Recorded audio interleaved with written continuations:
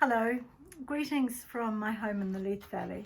My name's Sue Walthert and I am part of a group of people who work at the Otago Southland Cancer Society.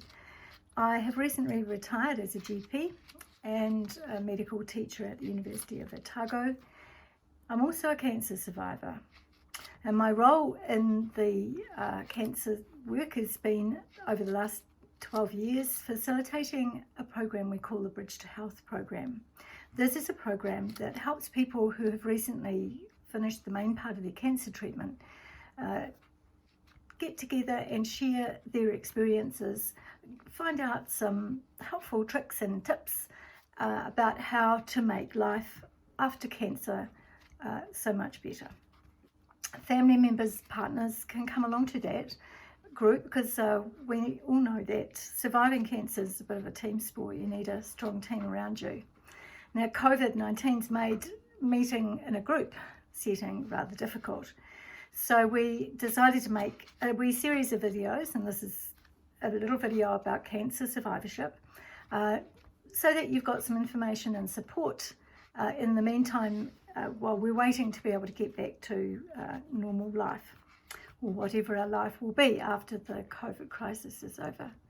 So these videos might be useful for people who can't come to the Bridge to Health program too, people in Southland, people in Central Otago, for example, and you're most welcome to dip into the videos and hopefully you'll find something useful for you. So being diagnosed with cancer is a pretty life-altering crisis. It's exhausting and it's stressful to go through, and treatment is long and difficult. So there's surgery and there's radiotherapy and chemotherapy and lots of other treatments. You have surveillance, you have to come back for checkups. It's not something that's over and done with in just a few weeks. And cancer survivors don't know what's ahead of them once they've finished the main part of their treatment, or what life's going to be like when they've finished the main part of their treatment. So like many of you, on Monday the 11th of May, which was a few days ago now, I was pacing the floor, finding it really hard to settle on doing something, because I was waiting for the 4 o'clock briefing to know whether we would go down to level 2. I've been finding it quite hard to concentrate and settle on doing one thing. I've been sleeping poorly, eating badly, sometimes comfort eating. And I've been spending way too much time on the internet, looking up things that either scare me or make me feel better. Looking at the figures of COVID numbers and deaths in the Northern Hemisphere, those sort of things that scare me. And I get a wonderful satisfaction when I look at how well New Zealand's doing. When it was announced that we were going to go to level 2 this week, I was aware that there were competing emotions within me.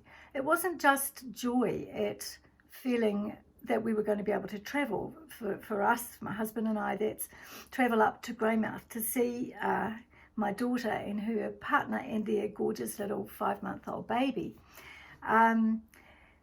I was also feeling really anxious, though, that maybe the experts had got it wrong. Maybe there was COVID virus still lurking in our communities and the virus would come back to get us. And then there was all this disruption that we've had in our social and work lives. And we are all kind of a bit anxious about what we're coming back to in terms of what life's going to be like after the levels are finished in the COVID world. So my cancer diagnosis was way back in 2007. That's long enough ago that I actually have to do the maths in my head to remember how long I've been a cancer survivor. But the emotions that I felt after the diagnosis, and particularly at the point where I was discharged from the main part of my treatment, so oncology, I remember well them saying to me, okay, we've done our work, off you go back to normal life.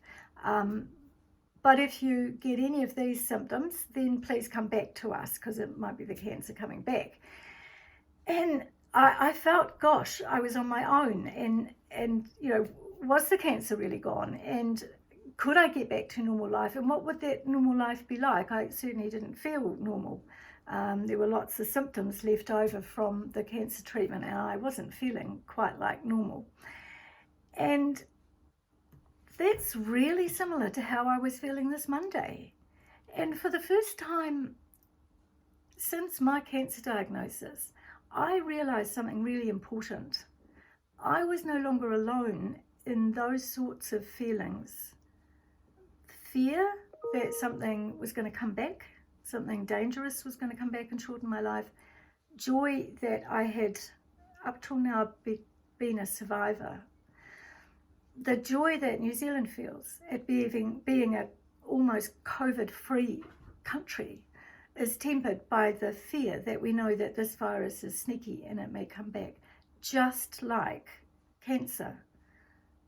You know you've had the treatment and they say they got the cancer, but you have that fear that it's going to come back. And of course, our lives post-COVID have been affected by all sorts of things. Work and social relationships have changed. The way we do business is going to be changed, probably forever. So we've all got that kind of fear about what this new existence is going to be like. What's it going to be like without being able to go overseas, for example, or have overseas people come here. So if you're a cancer survivor, you're actually having to go through your cancer illness and the COVID crisis both at the same time.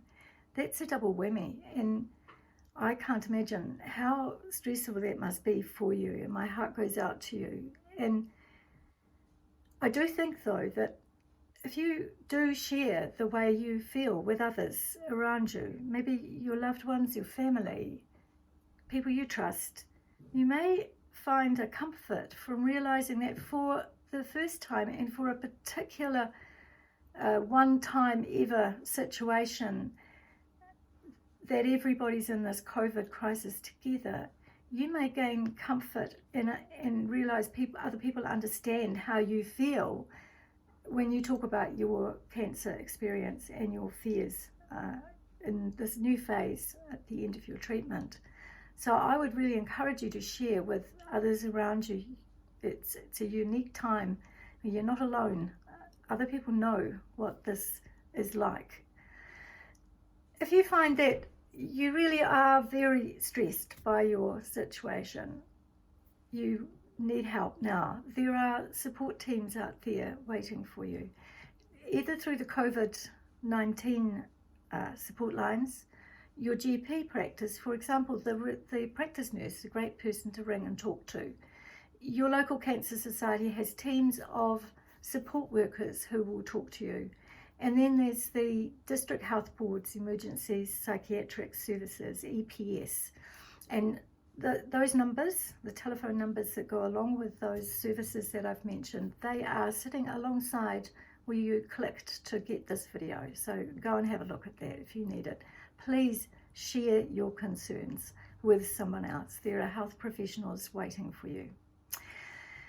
I was given a lovely quote by a Maori gentleman some years back in the Bridge to Health program, and he said to me, "Mate whakatu ka moio, mate moio ka marama, mate marama ka matau, mate matau ka ora." Now that means that if we get together and discuss things, we grow in understanding together, and with that understanding of what's going on, we feel a light coming on in our life. We feel a lightness. We feel we're developing some wisdom about ourselves and our condition. And with those things together, understanding, light, discussion, wisdom, we start to feel much better.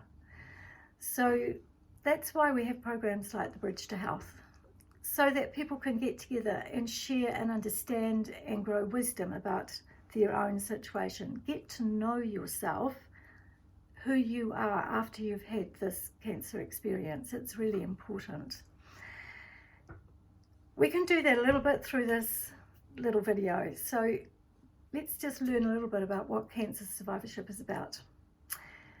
At the end of the treatment, it's really common for people to have an experience like this. So someone, a mate, a workmate, comes up to you and says, "Wow, you look great. Back to work tomorrow?" Now, you probably do look great, apart from the fact if you've had chemotherapy, you may have lost your hair and you're wearing a wig or a hat.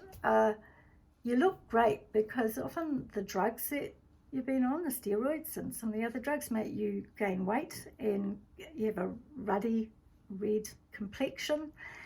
You don't look like what most people think a cancer survivor or someone who's gone through cancer treatment should look like. They all think you should be gaunt and pale, and that's not quite the way you look. There are some conditions, some type of cancers where people do lose a lot of weight. I'll talk a little bit about that further on, but most people actually, at the end of their cancer treatment, look pretty healthy on the outside. But that is not how you feel on the inside. You don't feel normal. You feel exhausted, and you probably have a whole heap of symptoms that haven't gone away yet, and you wonder when will they go away. So a cancer survivor looks in the mirror and they want to see the person they were before, but they see someone completely different, and they know that they've changed psychologically and physically inside. Their brain's not working that great. If you had chemotherapy, it makes you feel slightly sort of woolly in your thinking. That's the chemo brain that people talk about. And with every new niggle or bodily change, you worry that the jolly cancer's coming back to get you. So learning to live well after cancer treatment starts with, like I said before, getting to know yourself all over again. Now, each of you are going to have your own version of this story. So I'm going to talk a little bit in general. I'm going to kind of talk about a general average cancer patient. But oncologists and surgeons are always telling us that, well, that person doesn't exist. No one cancer patient is like another. Some may have the same cancer but different treatments. Some may have different treatments but the same cancer. I think that's the same way around, but you know what I mean. And every person responds to the treatment in their own unique way. After all, we bring with us the sorts of medical problems and social, psychological, emotional issues that we had before we got cancer. They're not magically going to go away. They come along, and so the way each person goes through cancer treatment is very unique for you. Some may have bounced through the treatment, worked all the way through. Others may have been so flawed by their cancer treatment that they spend time in hospital and an awful lot of time on the couch. And I remember being in that latter category. And I would often quite feel sort of bad about myself that I hadn't been able to keep working through the chemotherapy, and wondered what was wrong with me that I couldn't do that. But my oncologist was really good at saying, don't judge yourself. So everyone's different. And the chemotherapy certainly flawed me. But if you are someone who's landed on the couch and you're still on the couch, even though your cancer treatment is finished, with a little bit of time and a little bit of help, you'll soon be moving. Don't worry. I think what every cancer patient does at some stage is look back and remind themselves that it's actually time to look at life from a different angle. Cancer treatment is kind of like an opportunity. Yes, it's a crisis, it's awful, it's hard work, but it's also an opportunity. Just like many of us have used the COVID-19 time, the lockdown time, to do things that we didn't have time for before. Spend more time with the children, build a garden, cook, write a book, write a memoir, make something out of whatever. The period of time that is available to you, and the immense emotional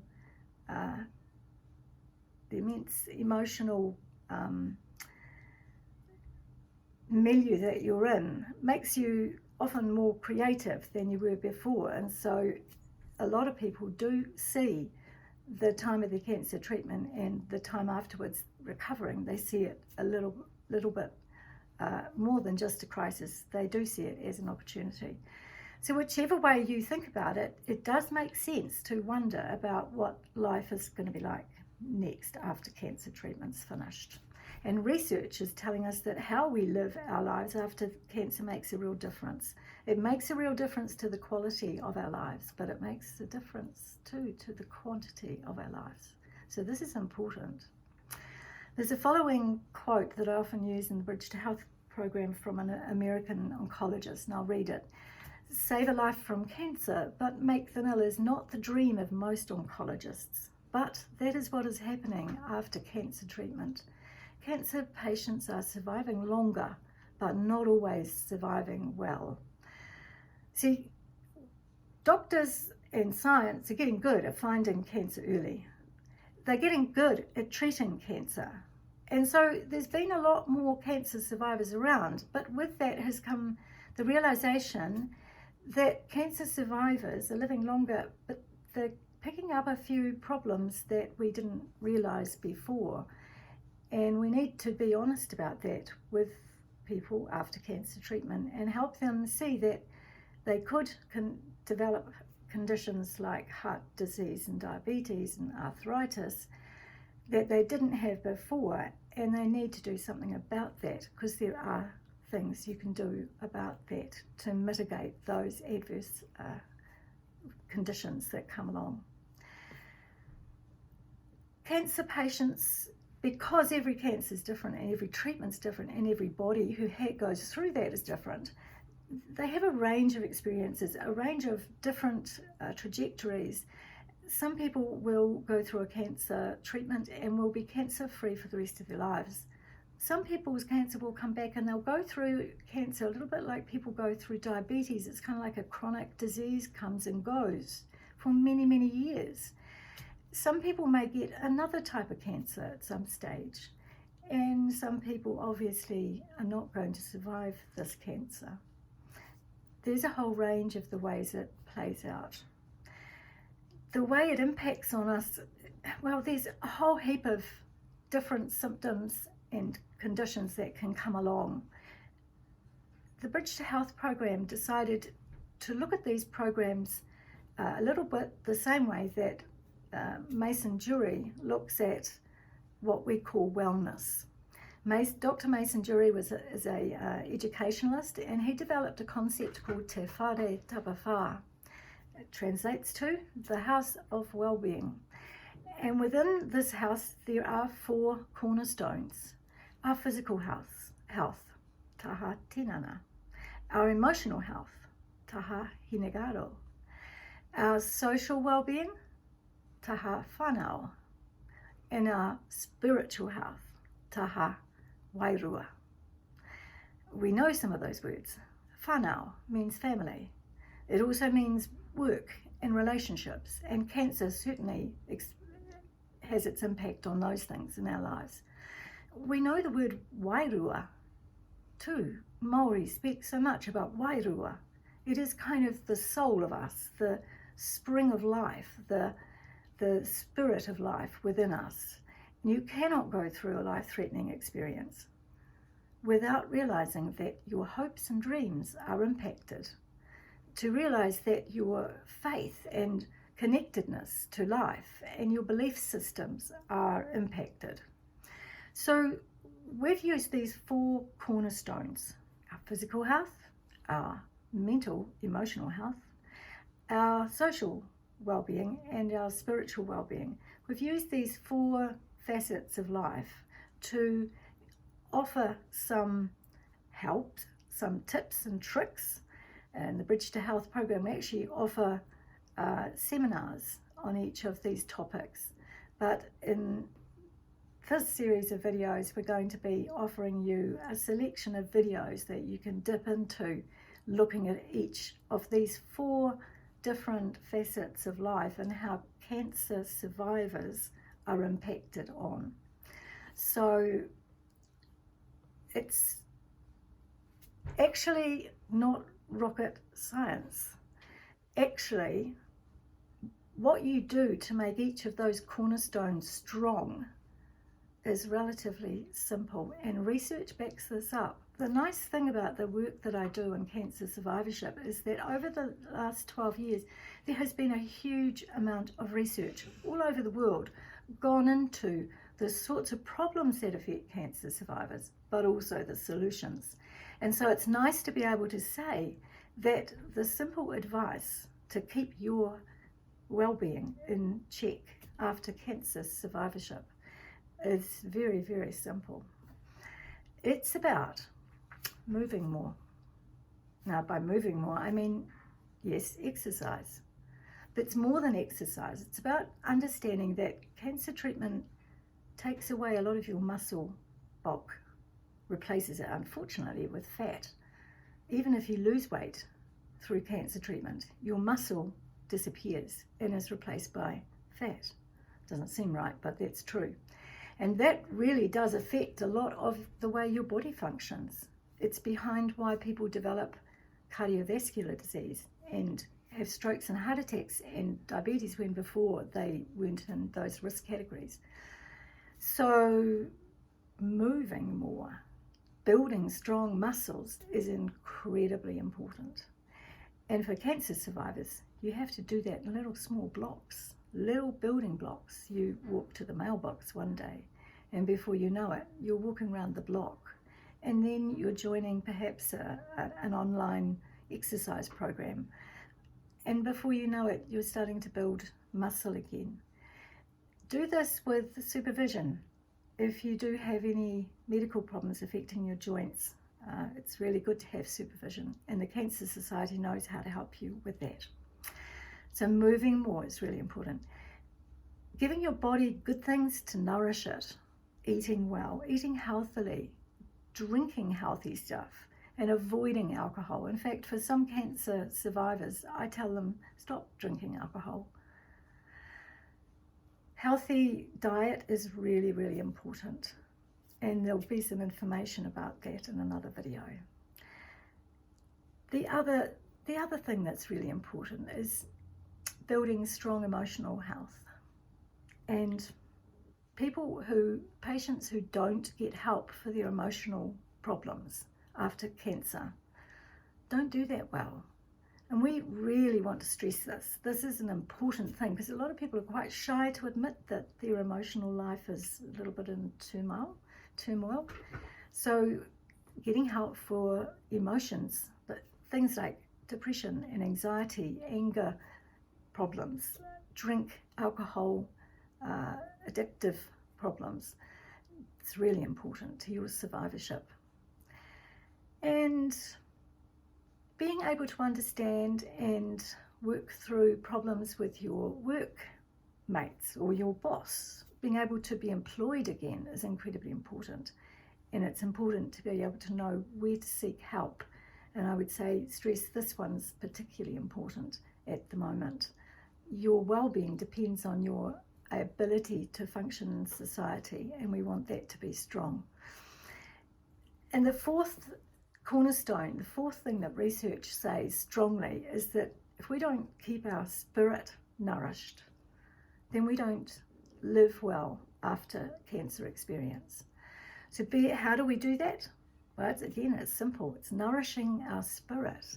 It's sharing with others, feeling connected to others. It's things like writing poems, singing, praying, being able to still our mind, something you might have heard called mindfulness. Mindfulness means being aware of the moment instead of worrying about the past and the future. And there are lots and lots of ways that you can practice and become a strong practitioner of mindfulness. You do this through meditation, and there are lots and lots and lots of places on the internet at the moment where you can go and find useful meditation tapes to download and practice every day. Stilling your mind helps anxiety. Stilling your mind helps hope come back. So I'd really, really encourage you to look online for meditation tapes. But there are other simple ways that you can meditate. You can go for a walk in the bush and just notice each step you take.